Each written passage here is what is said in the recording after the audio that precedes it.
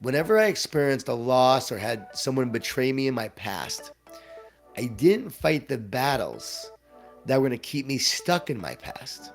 I fought the battles that kept me propelling forward and moving forward.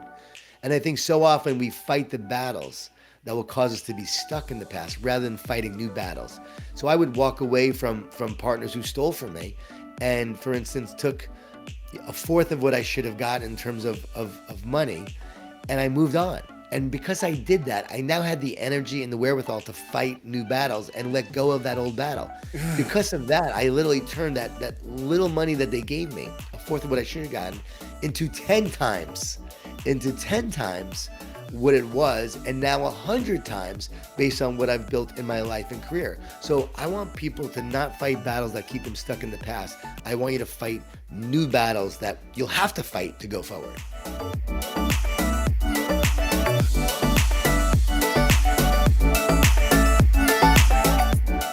Well, hey crew, happy New Year's to ya. It's Adam. You're listening to The Conversation. Today is episode 279, and today we are starting up our New Year's series here on the podcast, and I am thrilled about the lineup we have. We have therapist Jason Van Ruler. We have well-known connector Brad Lomenick, today's guest, and one other guest as well. My hope with this series is that as we start up this new year, that mentally, emotionally, spiritually, even physically, we would get started to the best year possible. This series is not only for you, honestly, it's also for me. These conversations are so critically important. Now, before we go any further, and more than that, I want to give a huge shout out to our partners. Each week, these partners help make the conversation possible. They're businesses and organizations that I know and trust, and that's why I want you to know about them as well. Our first partner today is the International Justice Mission.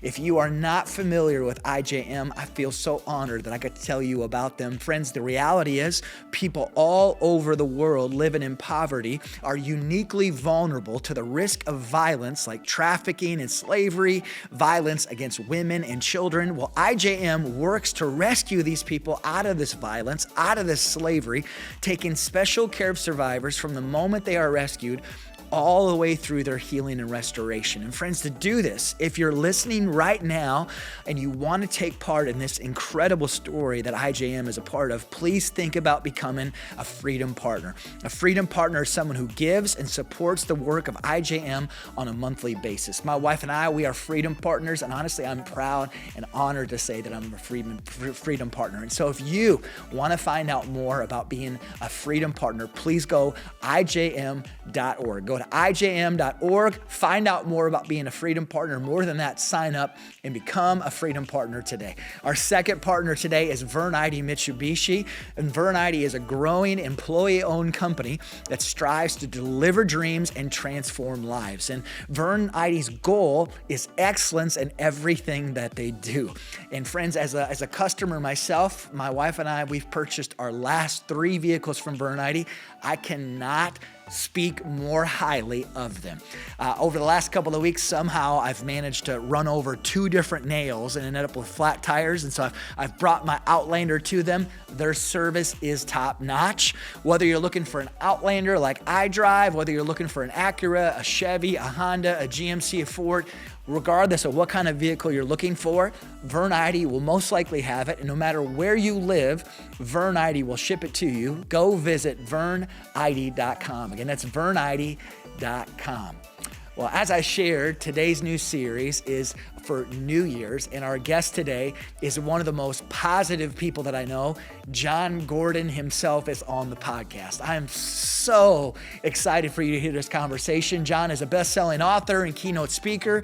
He's also someone that I've personally gotten to know over the last couple of years. We've grabbed coffee together. We climbed a small mountain together out in Colorado. Jon is just a fantastic person, but as he shares in this episode, he's actually not a natural positive person. And so we talk about that. We also talk about his one word for the year and how that's completely blown up. And friends, I just want to encourage you specifically, listen to the end of our conversation where Jon shares about advice that he wished that he would have known and heard earlier on in his own life. On that note, as always, sit back, relax, and enjoy this conversation. So, John, today is the first episode in my New Year's series. We have some incredible guests coming up.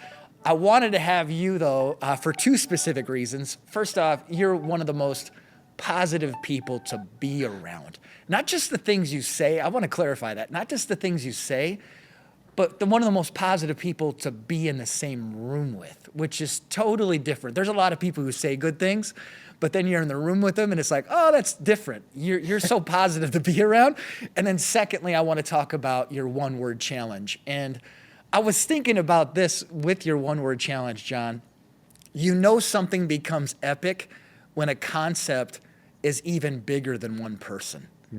And so it's a challenge that now everybody's talking about, and they don't even always mention your name, which I think is even more honoring to you. And so just to start, the one word for the year challenge, where did this come from?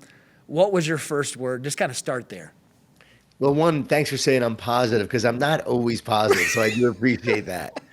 And I have to work at it. It's so funny when I hear that I'm the most positive person on the planet and you're so positive, but I struggle. As we know my story, I'm naturally negative. I have to work at being positive. And the one word has been a really instrumental tool in how I live my life and how I have become more positive, how I live more intentionally.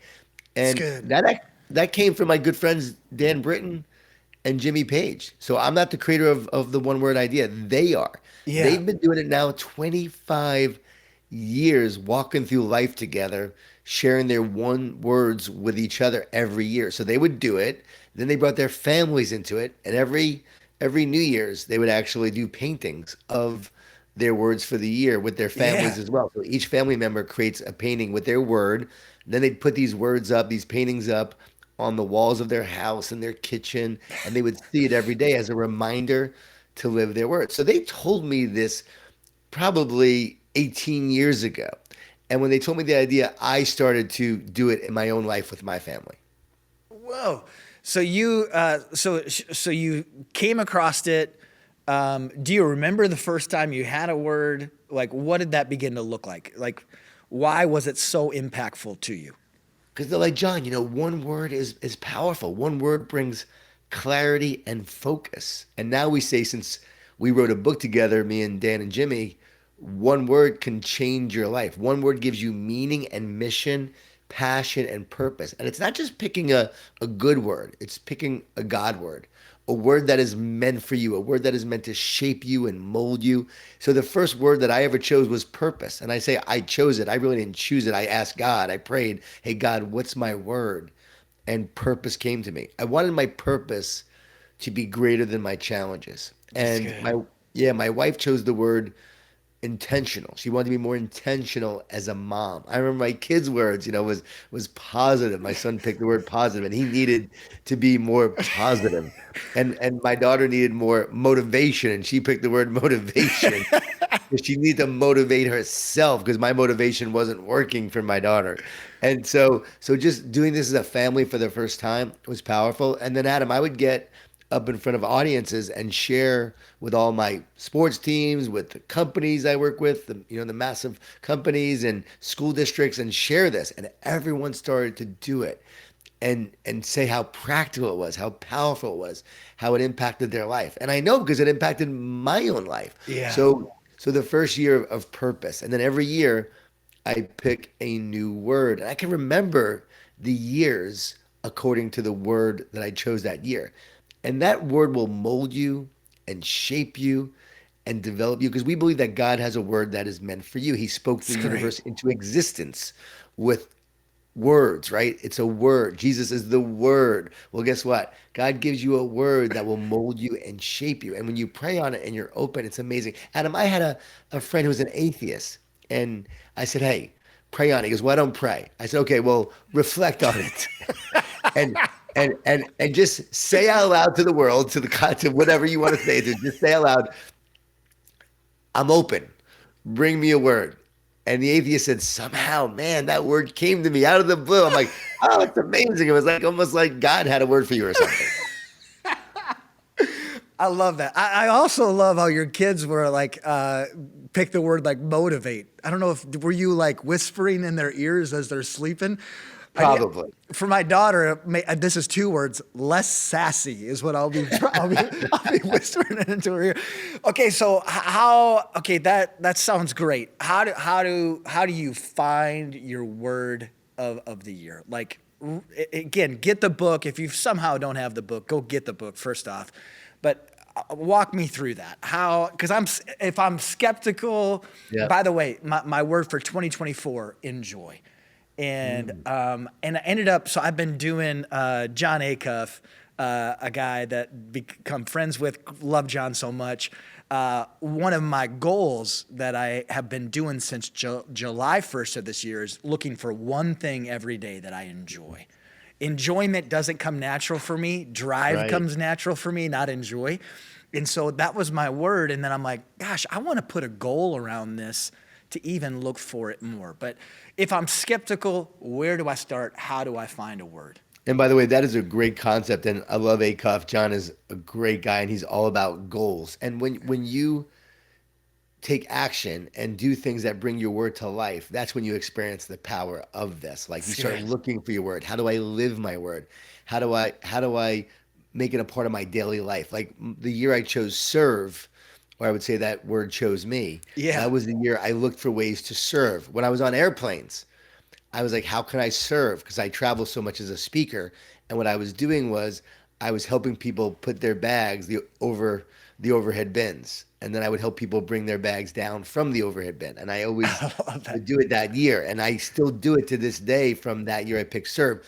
I began serving more at home, looking for ways to serve my wife more and my kids more. And I even made a deal with myself. Whatever my wife asked me to do this whole year, I have to do.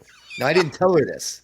I didn't tell her this, but I made a deal with myself. And there were moments when she asked me to do something, and I'm watching the game, and it's the fourth quarter, and I'm like all fired up. And she's like, "Hey, can you go to the store and get me this?" I'm like, "Okay." And I had to do it because that was my word. I had to live it that year. So you've got to live your word. So how do you begin to find it? We say Yeah. in the book, one word that will change your life. It's a quick little book. You can read it probably in about 30, 40 minutes. Yes, it's It's true. all about, first and foremost, you look in, look within. What are you missing? What's in the way? Or what do you want to focus on? What is a goal you want to achieve? What do you want to accomplish? And so you start to ask that question of yourself, of what you're missing or what you want to focus on. And you just start putting that out there. I had two words one year, and it was enjoy and surrender. So these two words kept coming to me as I was looking in. The next step is to look up. All right, now I'm looking up to the heavens, going, all right, God, I'm looking in, I'm asking that question, I'm reflecting, but now I'm looking up and going, all right, God, what word do you have for me? And just put it out there. Truly pray and really believe that God has a word that's meant for you. And the more you believe it, I believe that God will show up and reveal that word. So now I'm looking up with enjoy and surrender. With that New really, Year's, really quick, when you look up, like just to dial in that a little bit more, like just so you ask the question and then you're quiet, or like for the person who is like, what do I change? So God, what is the word you have for me this year? And then yeah. just be quiet. Yes, and then you live your life. You ask God. You ask God again. I believe you believe and receive. Yeah. Okay, believe and receive. God, I believe there's a word that's meant for me. I believe you have a word that's meant for me, and now I'm open to receiving it. I'm looking up. I'm asking, and I'm open to receiving it. And I think this will. What I tell you will help bring it to life because I had enjoy and surrender as I'm looking in, kept coming to me, but I wasn't It's sure which good. one was my word. New Year's Day. And usually my words will come before New Year's or New Year's Eve. But this year it did not come yet. So now New Year's Day, I jump into the ocean every single year as a way to live with faith because I was almost bankrupt. I lost my job. I didn't know how I was going to pay the bills. Then I decided to second mortgage my home, open up a Moe's Southwest Grill franchise to try to support my family. And we're almost bankrupt. And I am fearful. And I make a decision New Year's Day to jump into the ocean to live with faith instead of fear. And so I jump into the ocean. Well, now I'm doing that again years later on this day. as I'm not sure what my word is. I jump in, and as I jump in, I hurt my knee. And my knee like really painful. And I'm limping as I walk out. I'm like, you gotta be kidding me. This is not how I want to start the new year. You gotta be kidding me. This is unbelievable. And it came to me. Surrender. Surrender. This is not a year of enjoyment for you. This is not a year of enjoyment. This is a year of surrender. It was so clear. I heard the words. It was like boom. And I walked out. I said, okay, I got it. And man, that was a year that I really needed to surrender, let go. And I was molded and shaped in powerful ways that year. Here I wanted to enjoy. I would have much rather had the word enjoy that year, looking for my enjoyment every day like you were, Adam. But that wasn't my goal for that year. Again, God's going to meet everyone where they are for what they need on their journey through life. And every year, your word is like a chapter in the story of your life. And at the end of the year, you'll see how that word contributed to the chapter. At the end of your life, you will see how all your words came together and really shaped you. And that year, man, that year of surrender, I look back on that, man, tough year. One year it was still like be still. Yeah. Another year it was power.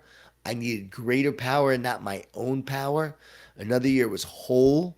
This year it's first. And again, these words just come to me. Like every year they Whoa. just come. And so many people, same thing. Like I've done this with kids, and kids will have a word that just comes to them. So you look in, you look up, you want to know why my word is first? Let's hear it. Yeah, as Ricky Bobby says, if you're not first, you're last. No, I'm just kidding. I'm just kidding. I'm just kidding. It's actually first because I want to receive God's first love. And so reading in Revelation that they like Jesus scolded and said you're not seeking and receiving God's first love. And I realized I wanted that relationship with God that was greater, that greater connection, and I needed to seek and receive his love first. It had to be my primary focus. So it's about seeking the kingdom first and seeking God first. And so that's why my word is first. I And man, love that. it's been a very special year with my word first. Jimmy Page, who I wrote the book with, One Word That Will Change Your Life, one year his word was life because his wife had stage 4 cancer, stage 4 colon cancer. And she was able to beat cancer. Miraculous. But he chose the word life. They were going to focus on life, not death.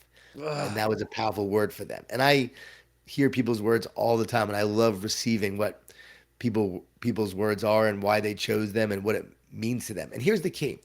It's not Amazing. just the word, it's why you chose it. Because it's the why behind the word that truly gives it power and meaning. Like, why did you choose this word and why will you live it every single day? So you now are you're looking up, the word comes to you, and the next part of this equation is you got to look out. Yeah. And looking out is how am I going to bring this word to life and live this word in this world? And that's what you're doing with your one word and your goal. That's why I love the idea Yeah. of your goal, saying, okay, how can I look for enjoyment every day to live more enjoyment? And Dabo Sweeney has done this every year now. Every time I show up for training camp with Clemson football, it's been 13 years now. Every year I told him about this concept. He's like, all right, I got my word. I got my word. And the year they won the national championship, his first national championship was love. He told his team, our love for each other was going to make the difference. Our love for each other would make us powerful. And he said on national television, my word all year has been love. I don't think people knew what he was talking about, but that's what he said. I love that. So, so good. John, we kind of touched on it a little bit. If so, I've never been great at resolutions, New Year's resolutions. The goals the last 2 years off of John's book, Acuff's book, has been so helpful. How would you, last kind of one word question, do you connect the two? Is it helpful to, if I have New Year's resolutions and I'm trying to make a change, is this different? What would you say to that? Yeah, I love how you're bringing this all together. Most people will fail with their New Year's resolutions. 98 Yes. to 99% of people fail, and 50% fail by literally the end of January. So they don't even make it out of the end of the month. And so most of us do not stick to our New Year's resolutions. But what we have found is that one word sticks. One word is something you can focus on. So I like what you've done. You have your word And the goal is, how do I bring my one word to life? How do I live my word? Because one word gives you focus, it gives you meaning, and now you live that word day in and day out. I don't know about you, but every time I seem to do a New Year's resolution, it doesn't work because No. there's no purpose behind it and there's no focus behind it. And I think that's the key if you're having a New Year's resolution. So I'm not big on resolutions. I'm big on one word. And because of the one word challenge, we've had millions of people now pick a word and we get great success reports every year. That's amazing. Amazing. Well, Jon, you mentioned it at the start, and I want to come back to that. The not naturally a positive person. Many would say our world and our country is specifically not positive right now. So if you're negative in any way, our current whatever is probably not helping.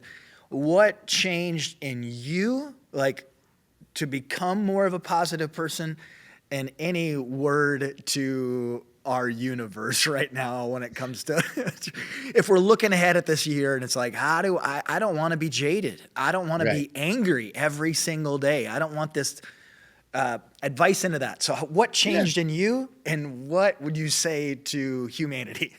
That's a great question. First, I want to say, by the way, our one word process and everything is actually on U version on the app. So it's one of the most downloadable apps Let's out there. go. Yeah, one word is we put it on U version. Thanks for So it's saying that. yeah, we get millions of people that have done it from U version. So it's cool the way Yeah, we've I'll drop a link in the show notes for that. That's so good. that would be great. And I want people to benefit from it. That's why. Yeah. And the other thing is for me, from a positivity standpoint, my wife almost left me, and I was so miserable and negative. And when she almost left, it was a huge wake up call for me. And I knew I needed to change. I didn't like who I'd become. And I really wasn't a person of faith at the time, had no faith. And I was really focused on myself and my own success. And I was miserable. And so I began the process of just of wanting to change. And I began taking walks of gratitude because I read you can't be stressed and thankful at the same time. So every day I would be practicing gratitude and feeling blessed instead of stressed. I didn't know it then, but I was rewiring my brain from negative to positive. I was filling my heart and soul with gratitude and appreciation. Those walks of gratitude actually turn into walks of prayer. And those walks of prayer, I can honestly say, changed the course of my life, changed my mental health, changed my happiness, changed my heart and soul, changed how I interacted with others. What do you tune into? Right? Romans 8:5-6. A mind governed by the flesh leads to death. A mind governed by the spirit leads to life and peace. So every day on those walks, instead of tuning into death and misery, dysfunction and despair, I'm tuning into spirit and life. And that goes to answer the second question you asked. What do people do in the world right now? Well, what are you tuning into? The news, the naysayers, the doomsday folks, or you're focusing on the positive, the spirit, and the life, and the power, and the peace. And what are you focusing on? And no matter who you were rooting for in the election, one side was going to be unhappy. And everybody had to make a decision in that moment. Okay, based on the result, am I going to allow this to affect my own happiness? Or am I going to be that coffee bean that I talk about and create from the inside out? That it doesn't matter who my president is. It doesn't matter what's happening around me. I'm going to control what I control every day and go out and be a great husband, a great wife, a great friend, a great brother, a great sister, a It's great good. coworker, a great colleague. I'm going to be great at my job. And I'm going to focus on that every single day because that's within my power.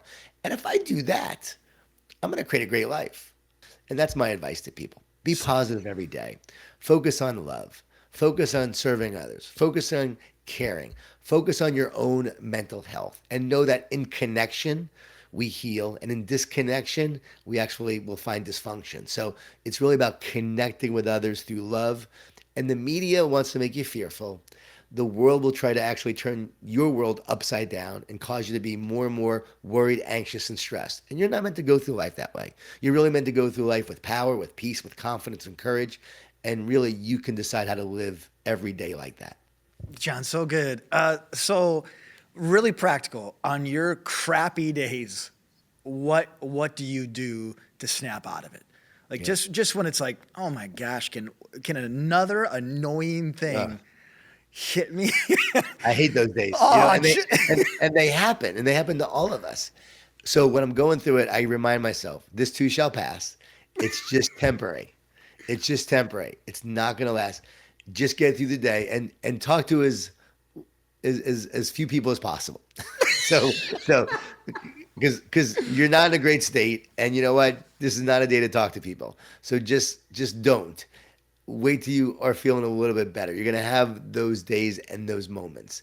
Also, the other trick is okay. Remind yourself, talk to yourself. Don't listen to yourself. Don't listen to the negative thoughts. Don't listen to the negative voices. Talk to yourself with words of encouragement, words of life. Be your greatest encourager on those days, and just give yourself a purpose. Give yourself some meaning. Remind yourself why you're here, and then go make it about someone else. The minute I'm having a bad day and I go help someone, or I get on a podcast and not in a great mood, and I reach out to a friend and I help someone, I feel so much better about my own life in those moments the minute I start reaching out. It's called the Mother Teresa effect. Research is clear on this. Like, it actually enhances our health, our longevity, our happiness when we're helping and serving others. And you don't feel like helping others when you feel like that. You just want survival. But actually, when you do the very thing that you need the most, it helps you get better. Gosh, every part of that was awesome.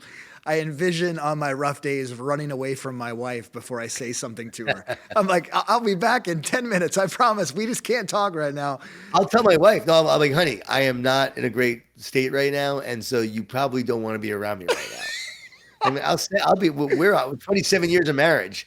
We'll be honest with each other. I And love that. she'd be like, "You're such a jerk right now." I go, "Yeah, but I said it's just right now." I said, "I promise I'll give you a big hug later." She's like, "Whatever." And then later on, I give her a big hug, and we're good.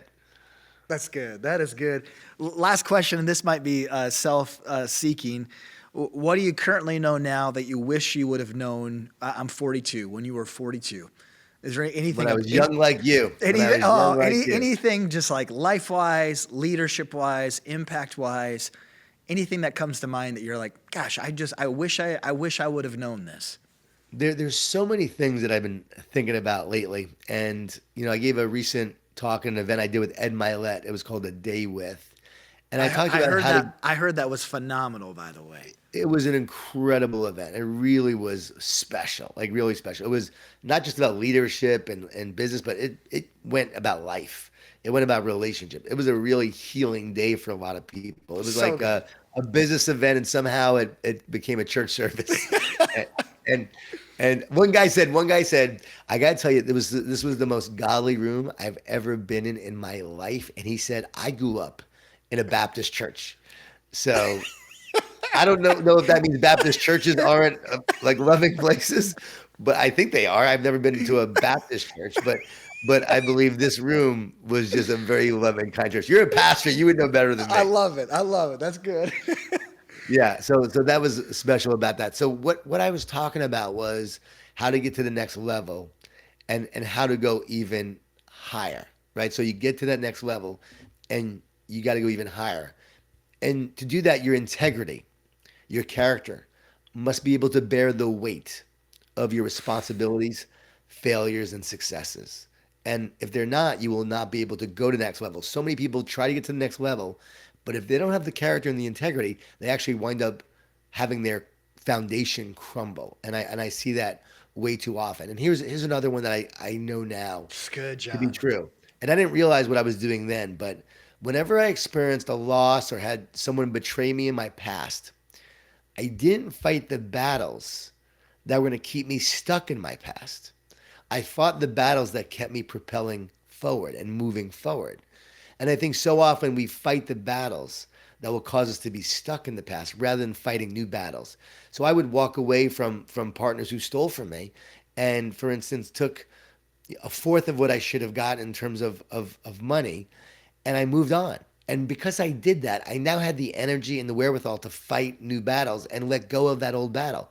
Because of that, I literally turned that little money that they gave me, a fourth of what I should have gotten, into 10 times, into 10 times what it was, and now 100 times based on what I've built in my life and career. So I want people to not fight battles that keep them stuck in the past. I want you to fight new battles that you'll have to fight to go forward. Just to dissect that, what does it look like to keep fighting old battles? Explain that. Okay, it looks like a wound that comes up for you, and because of that wound, you're fighting old battles and in relationships and people that wronged you. You're trying to get those people to know that you were right and they were wrong, and so you'll fight that battle. It looks like, for instance, I might have sued those people, and I did not sue them. It was not worth the legal battle. So Sometimes good. it is, but I knew if I fought the legal battle, it would cause me to be stuck. Instead, I moved forward. It looks like fighting old battles in our relationship of past things that we have not forgiven or let go of. We've got to let that go because you and your spouse are going to have a lot of new battles to fight going forward. Don't fight the old battles. It looks like you starting a new business. Don't fight the old battles in your past, right? You have a new business, you want to be successful. Guess what? There are going to be plenty of new battles that you need to fight going forward, and you need to have the energy for them. If you're fighting old battles, that weakens you for new battles. Well, friends, I hope you enjoyed that conversation with Jon and I. A huge shout out to Jon Gordon. Jon, I appreciate and respect and admire you so much. Thanks to our partners, Vern Eide and the International Justice Mission. This episode would not be possible without them, so go to verneide.com, go to ijm.org, and become a Freedom Partner today. Lastly, thanks to all of you who listen in. I'm so grateful. I don't take it lightly. I pray that you and I will have an amazing, amazing new year ahead. God bless.